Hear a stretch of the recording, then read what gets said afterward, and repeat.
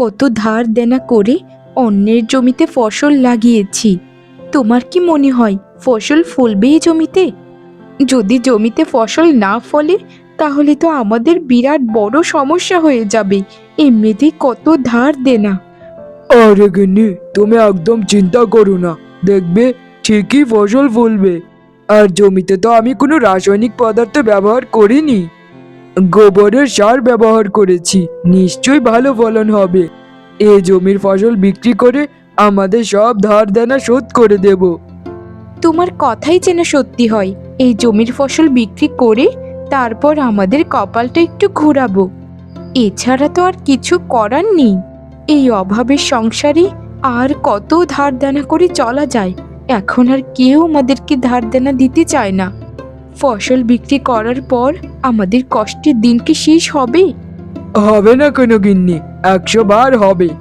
শোনো গিন্নি, এখন তুমি বাড়িতে চলে যাও। আমি কিছুক্ষণ পর বাজার থেকে তারপর বাড়িতে যাব।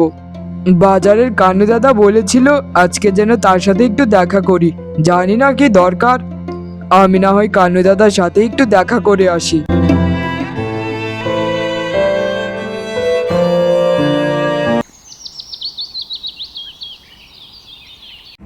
মিনু, ও মিনু, বাড়িতে আছো নাকি? একটু বাইরে বেরিয়ে এসো তো বাপু, তোমার সাথে আমার অনেক কথা আছে। মিনু, ও মিনু। হতচ্ছাড়িটা ঘর থেকে বেরিয়ে হতে চায় না। যাই যাই, আমার যখন দরকার তাহলে আমাকেই তাকে খুঁজে বের করতে হবে। এখনই ঘরের ভিতর গিয়ে তাকে ধরছি। আর কত লুকিয়ে চুরিয়ে থাকবি আমার কাছ থেকে? আজকে তোকে হাতে নাতে ধরেছি। এই অসভ্য মিনু, তোর এত বড় সাহস কি করে হয় রে আমার কথায় সাড়া না দিয়ে থাকতে? আমার কাছ থেকে যে 50 টাকা ধার নিয়েছিলিস, সেই টাকাটা বলছি তাড়াতাড়ি ফেরত দে। এখনই আমার টাকা চাই, এক্ষুনি। আরে দিদি, মাথাটা একটু ঠান্ডা করো দয়া করে।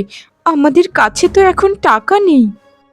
তুমি তো একটু হলেও জানো দিদি, আমার স্বামী অন্যের জমিতে কিছু ফসল ফলিয়েছে। সেই ফসল যখন ঘরে উঠবে, আমরা সেই ফসল বিক্রি করে সবার ধার দেনা মিটিয়ে দেব। তোমার টাকাটাও তখন আমি শোধ করে দেব। আমি কথা দিলাম দিদি। গত মাস থেকেই তুই এই কথা আমাকে দিচ্ছিস। কই, এখনো তো তোদের ফসল ঘরে উঠলো না।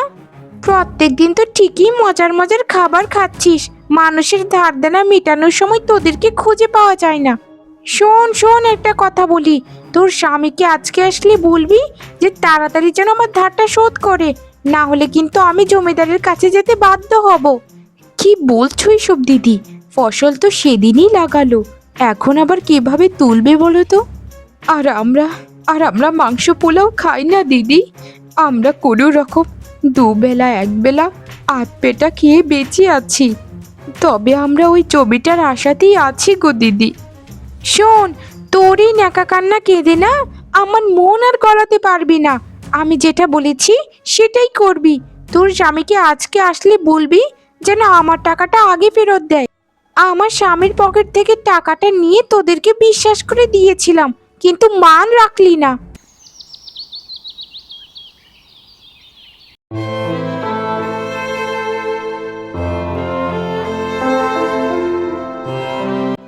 ওগো, জানো, আজকে পলির মা এসেছিল তার 50টা টাকা ফেরত নিতে। কিন্তু আমি টাকা কোথায় পাবো বলো তো? এমনিতেই সংসারে কত টানাপোড়েন, ঠিকমতো খাবার দাবারই খেতে পারছি না। এখন তুমি বলো, আমি ওনার টাকাটা কিভাবে দেব? গিন্নি, আজকে আমি ওনার সাথে কথা বলে নেবক্ষণ, তুমি কোনো চিন্তা করো না। আর একটা কথা, তুমি যে আমাকে পান্তা ভাত খেতে দিলে, তুমি কি খেয়েছো কিছু, নাকি সবসময়ের মতো আমাকে খাবার খাইয়ে নিজে না খেয়ে বসে আছো? এ মানে আমি খেয়েছি, তুমি দয়া করে খেয়ে নাও। আমি বউ মানুষ, ঘরে থাকি, তুমি তো বাইরে কাজ করে বেড়াও, তোমার একটু খাবার দাবারের প্রতি নজর দিতেই হয়। আর এমনিতেও আমারও তো খিদে পায় না। চুপ করো গিন্নি, তুমি সব সময় মিথ্যে কথা বলে তুমি না খেয়ে আমাকে সব খাবার খাওয়াও। এটা কিন্তু আমার একদম পছন্দ নয়। তুমিও এখন আমার সাথে খাবে, যা আছে তা দুজন মিলে ভাগ করে খেয়ে নেব। দেখো গিন্নি, আমাদের ভাগ্যের চাকা খুব তাড়াতাড়ি ঘুরবে। জানি না গো, আমাদের ভাগ্যের চাকা কি ঘুরবে কি ঘুরবে না। তবে এটাই জানি, ধারদানাগুলো শোধ করে মরলেও তবেই আমি শান্তি পাবো। সবাই তো আমাদেরকে বিশ্বাস করে ধার দিয়েছিল, কিন্তু মান রাখতে পারলাম না। মিনু, বলি ও মিনু, ঘরে আছিস নাকি রে? বাইরে বেরিয়ে আয়, দেখ কে এসেছে। মিনু, ও মিনু, ঘরে আছিস নাকি রে বাছা? দেখ না রে, এসে বের হো, কে এসেছে দেখ। আরে পিসি, তুমি তুমি কখন এলে আমাদের বাড়িতে? আহা পিসি, তোমাকে কতদিন ধরে দেখি না গো। আসো আসো, এদিকে আসো, তোমাকে দু চোখ ভরে একটু দেখি। কি আর দেখবি রে মিনু, তোর পিসে মশাই মারা গেছে রে, আমাকে ছেড়ে চলে গেছে। এখন আমার আর কেউ নেই রে মিনু, কেউ নেই। এই পৃথিবীতে তুই ছাড়া আর আমার কেউ নেই রে। এ কি বলছো, এ কি বলছো পিসি? পিসে মশাই মারা গেছে মানে? কখন, কি করে? আমাকে তো তুমি খবর দাওনি। ইস, পিসে মশাই আমাকে কত ভালোবাসতো, নিজের মেয়ের মতো আদর করতো। শেষ দেখাটাও আমি দেখতে পারলাম না গো পিসি। সবই ভাগ্যের খেলা রে মিনু, সবই ভাগ্যের খেলা। তোর বাড়ি থেকে আমার বাড়ি তো কম দূরে নয়, তখন খবর পাঠাবো কি করে রে? কিন্তু তোর শরীরেরই অবস্থা। আরে পিসিমা যে, কখন এলে তুমি পিসি? বাহ বাহ, ভালোই হলো পিসি। আমাদের বাড়িতে কতদিন ধরে কোনো অতিথি আসে না। এই তো বাছা, কিছুক্ষণ আগে এলাম। তোমার পিসে মশাই মারা গেছে গো, সেই খবরটা দিতেই এসেছি। আমি আবার এখনই চলে যাব, আমাকে বিদায় দাও। এ কি বলছো পিসি? মাত্রই তো এলে আবার চলে যাবে? নাকি আমরা গরিব দেখে আমাদেরকে তোমার ভালো লাগে না? দয়া করে কিছুদিন থেকে যাও, মিনুরও একটু ভালো লাগবে। মেয়েটা সবসময় মনটা খারাপ করে থাকে। তুমি ভালো স্বামী দেখি আমার পিসিকে এত সেবা যত্ন করছো, কিন্তু আমি তো এভাবে আর বসে থাকতে পারবো না। আমাকে যে কিছু একটা করতেই হবে। ঘরে খাবার দাবার কিচ্ছুটি নেই, পিসিকে কি খেতে দেব? আমি এক কাজ করি, আজকে জমিদার বাড়িতে যাই, দেখি কোনো কাজ পাই কিনা। আরে আরে মেয়ে, কি চাও তুমি জমিদার বাড়িতে, বলো তো? কি তোমার অবস্থা, মনে হচ্ছে কতদিন ধরে কিচ্ছুটি খাও না। তা জমিদার বাড়িতে তোমার কি দরকার মেয়ে, বলো তো শুনি। আগে গিন্নিমা, আমি এই গ্রামেরই বউ, আমার একটা কাজের খুবই দরকার গিন্নিমা। আমার এই পাতলা গরম দেখি আপনি হাসছেন গিন্নিমা, কিন্তু আমি যে দুদিনে একবার খেতে পাই, আমাদের সংসারে খুবই অভাব। এরকম ভাবে বলছো যে, বললে আর কাজ হয়ে গেল? কাজ পাওয়া অত সোজা নয়, আর তোমাদের মতো ভিখিরিদেরকে যদি কাজ দেয় জমিদার বাড়িতে, তাহলে লোভ সামলাতে পারবে না। শোনো শোনো, আমার এখানে কোনো কাজ নেই, আর থাকলেও তোমাদের মতো ভিখিরিদেরকে আমি কাজ দেব না। কারণ তোমাদের মতো গরিবেরা কোনো খাবার কিছু দেখলে না, লোভ সামলাতে না পেরে চুরি করে নিয়ে যাবে। না না না না গিন্নিমা, এ কি বলছেন আপনি? আমি আমি গরিব হতে পারি, কিন্তু চোর নই। আমি আপনাকে কথা দিচ্ছি গিন্নিমা, আমি যদি আপনার এখান থেকে কোনো কিছু কোনোদিন নিয়ে যাই, সেদিন আমাকে মৃত্যুদণ্ড দেবেন। তবু আমাকে দয়া করে কাজ দিন একটা গিন্নিমা, আমরা যে না খেতে পেয়ে মরে যাব। আরে বাবারে, কি ঝামেলা! বললাম না কাজ নেই, যা বলছি এখান থেকে যা। একটু ভালো মতো কথা বলেছি বলে মাথায় চড়ে বসেছিস? যা বলছি যা, না হলে এক্ষুনি তোকে ঘাড় ধাক্কা দিয়ে বের করে দেব। জমিদার গিন্নির সামনে কথা বলার সাহস পাস কোথা থেকে তোরা? যা যা যা, বেরিয়ে যা বলছি, ছোট লোক কোথাকার। জানিস, তোদের মতো মানুষদেরকে আমি জমিদার বাড়ির আঙিনাতেও আসতে দিই না, কারণ আমার গরিব একদম পছন্দ নয়। ছি ছি ছি। আরে কানু, এই জমিটা কার রে? তুই কি জানিস কিছু নাকি? জমিতে দেখা যায় চারা ধানগুলো খুবই ভালো ফলন হয়েছে। এই জমির ধান যদি পুরোটা হয় তাহলে জানিস কতটুকু ধান হতে পারে?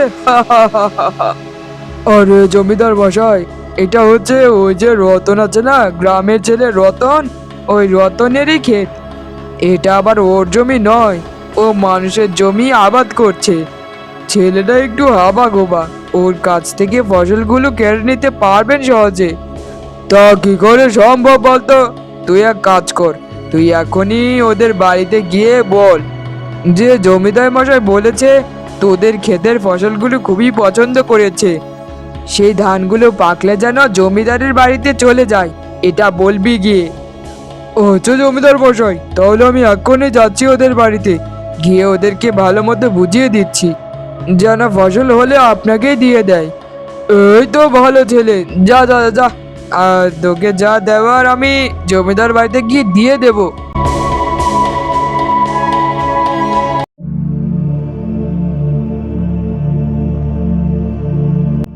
আরে শোন ভাই রতন, তোর যে জমিটা আছে না, ফসলি জমি যেটা তুই করেছিস অন্যের জমিতে, সেটা জমিদার মশাইয়ের খুবই পছন্দ হয়েছে, ফলন ভালো হয়েছে, তো তাই জমিদার মশাই তোকে আদেশ দিয়েছে যেন ফসল পাকার সাথে সাথেই তার বাড়িতে ফসলগুলো হাজির হয়ে যায়।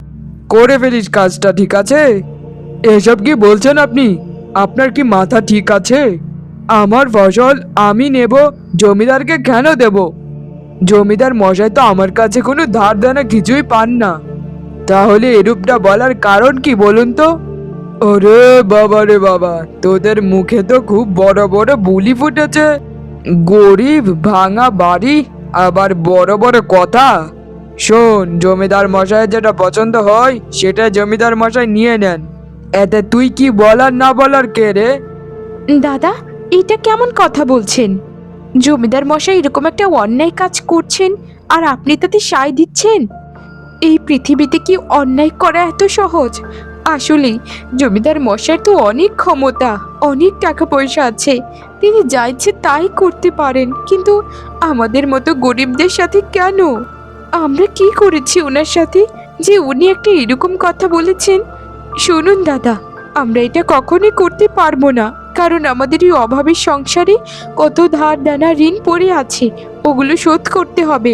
ফসলের উপরেই আমাদের জীবনটা নির্ভর করছে।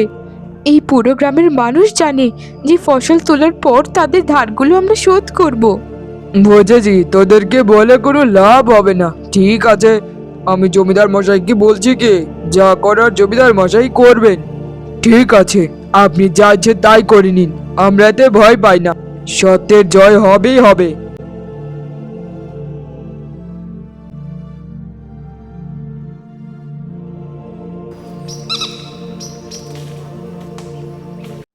এ বিধাতা, আজকে আমি এত খুশি, এত খুশি যে আমি আমি ভাষায় প্রকাশ করতে পারবো না।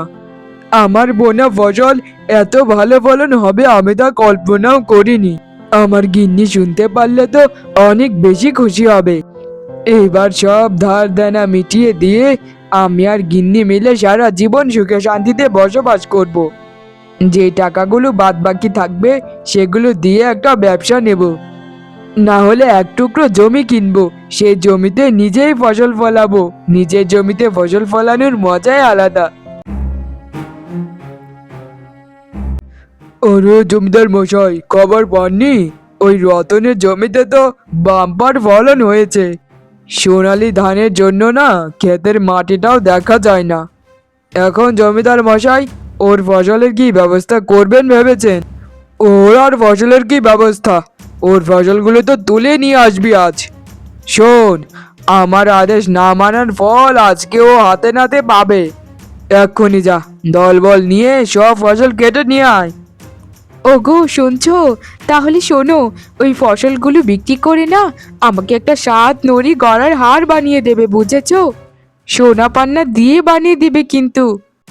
আরে গিন্নি, তুমি কোনো চিন্তা করো না, আমার সুন্দরী গিন্নি একটা সোনার হাড়ি তো চেয়েছে, আর তো কিছু চাইনি। ঠিক আছে গিন্নি, তোমায় কথা দিলাম, আজকে জমিতে যা ফসল হবে সব টাকা দিয়ে তোমাকে আমি একটা সোনার হাড়ে বানিয়ে দেব। শোনাছিস রে কানু, তোদের গিন্নিমা কি বলেছে? যা যা যা, এখনই লোকবল নিয়ে চলে যা ওদের জমিতে। আজকে বেটা দেখবি, দেখবি জমিদারের সাথে বেয়াদবি করার ফল তুই দেখবি। ঠিক আছে জমিদার মশাই, আমি যাচ্ছি। আমারও ওর প্রতি অনেক রাগ আছে, আমার মুখে মুখে তর্ক করেছিল সে। আমি ওদের ধ্বংসটাই তো দেখতে চাই।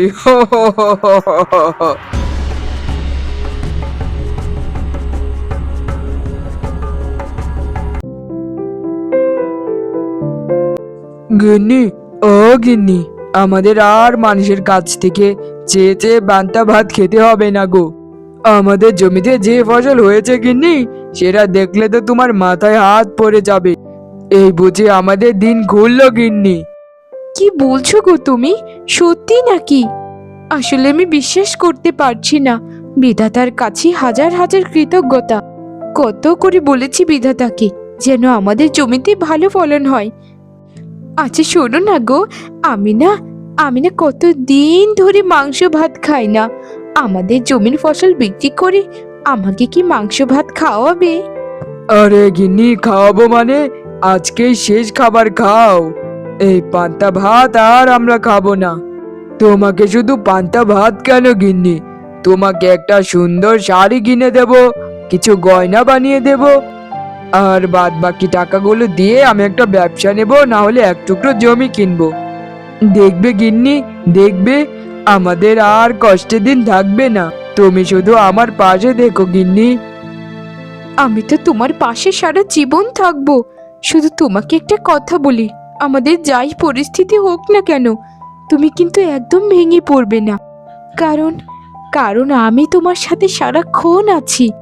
আমার আসলে বিশ্বাস হচ্ছে না যে আমরাও একটু সুখে থাকবো অন্যদের মতো। আচ্ছা একটা কাজ করো, তুমি তাড়াতাড়ি পান্তা ভাতগুলো খেয়ে নাও। আমি বাড়ির উঠানটা একটু ঝাড়ু দিয়ে আসছি, তারপর দুজন মিলে একসাথে জমি দেখতে যাব, কেমন?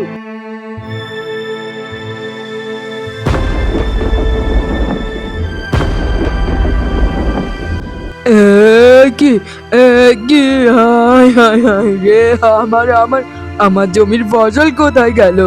আমার জমিতে তো একটা ধানও নেই।